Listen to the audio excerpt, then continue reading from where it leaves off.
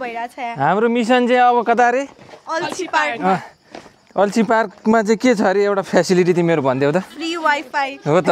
ओए कस्तो बाटो परेको लिएर आयो तिमीहरूले त लौ न है यो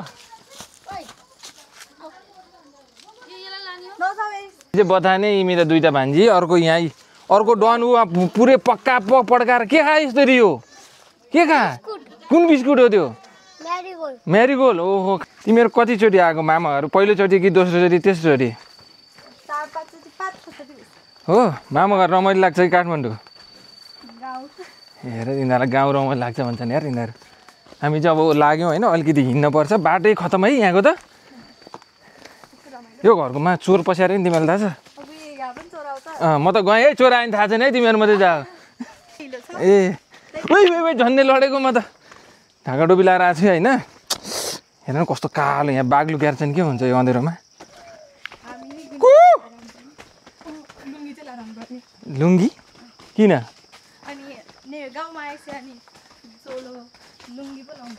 ए नि अनि तिमीहरूले मासु खायो कि खानु हिजो अस्ति हो खसी कसले मैले किन नदिनु हो मैले त छाएन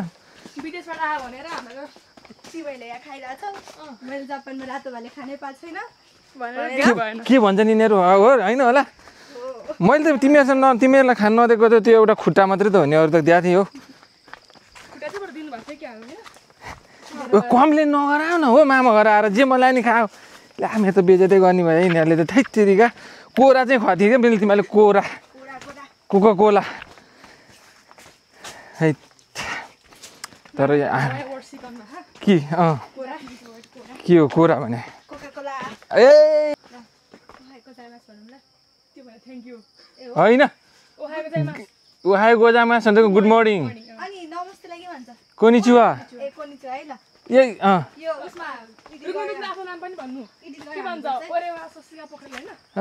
ओरे वातासिनो नाम आयो सुसी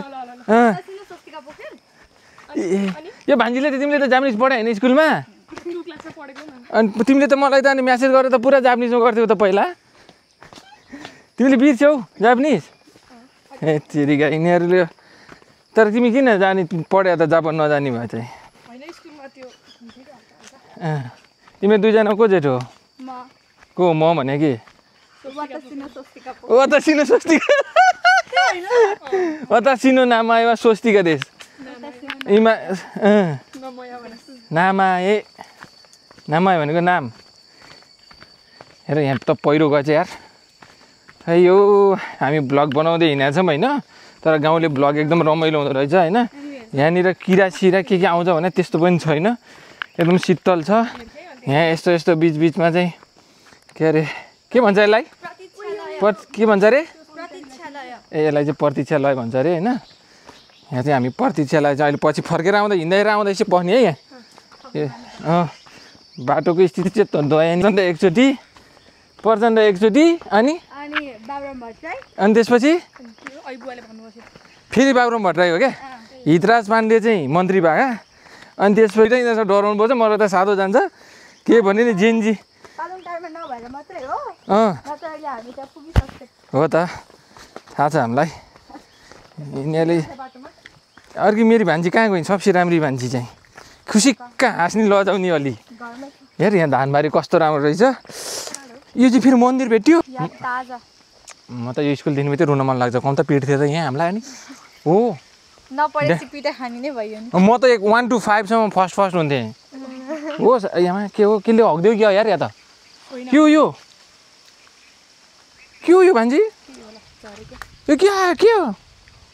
ओइ तिमी खान्छौ फाइनली हामी अल्छी पार्क आइपुग्यौ त्यही अल्छी पार्कमा अलरेडी मान्छे छन् जस्तो छ त्यहाँ चाहिँ एउटा फेसिलिटी भनेको के अरे फ्री वाइफाई यो अल्छी पार्कको आफ्नै कथा छ होइन हामी यहाँबाट यहाँ स्कुल हो क्या मेरो यो स्कुल हो यहाँबाट हामी खेल्दा चाहिँ हामी खेल्नलाई यहाँसम्म आउँथ्यौँ है यो चाहिँ यो यसको के 85 सालको 11 को 14 मा उद्घाटन भएको छ ल यो भाइ फुटबल हान्दै रहेछ यार अल्छी पार्कमा आइसकेका छौँ म अनि भान्जी दुईजना यस्तो छ हामी चाहिँ यता गएर यसरी हेर्दा चाहिँ अल्छी पार्क भनेको चाहिँ यो हो ठ्याक्कै यसको मेन भनेको यहाँबाट देखिने भनेको यस्तो राम्रो गोर्खाको जुन यो गाउँको भ्यूजहरू चाहिँ एकदम राम्रो देखिन्छ। अनि यसको नाम अल्छी पार्क रहनुको मेन कारण चाहिँ यहाँनिर चाहिँ यो ढुङ्गा, यो जुन यो हामीले अहिले राम्रोसँग देखिन्छ कि देखिँदैन, यो ढुङ्गाको नाम अल्छी ढुङ्गा हो होइन। यो ढुङ्गा चाहिँ जहिले सुतिरह जस्तो सेपमा थियो कि पहिला हामी बच्चा बेलामा, त्यही भएर यसलाई चाहिँ लिएर चाहिँ झ्याप्प अल्छी पार्क नाम भएको हो। अनि अहिले त यो अहिले नै सोसल मिडियामा नै पछिल्लो समय चाहिँ यो पुरै भाइरल नै छ होइन। कस्तो तिमीहरूलाई कस्तो लाग्यो त अल्छी पार्कमा आएर बस्दाखेरि? अल्छी लागिरहेको अल्छी लागिरहेको छ भन्छ त यिनीहरू त के हो के अल्छी पार्क आउने बित्तिकै अल्छी सुरु भयो? ए त्यतिका त्यस्तो गर्नु भएन नि। यहाँ त रेस्ट गर्ने ठाउँ हो, यहाँबाट पुरा तलबाट आएको मान्छेहरू चाहिँ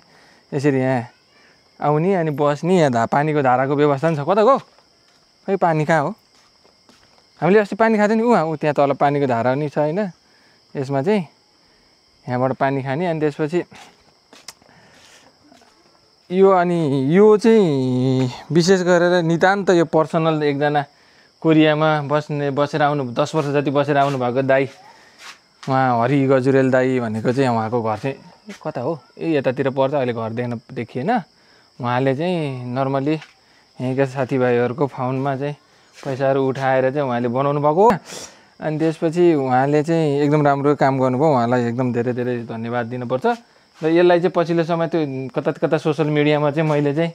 यो कता सरकारी स्वामित्वमा रहेको अल्छी पार्क जसलाई चाहिँ त्यहाँका मान्छेहरूलाई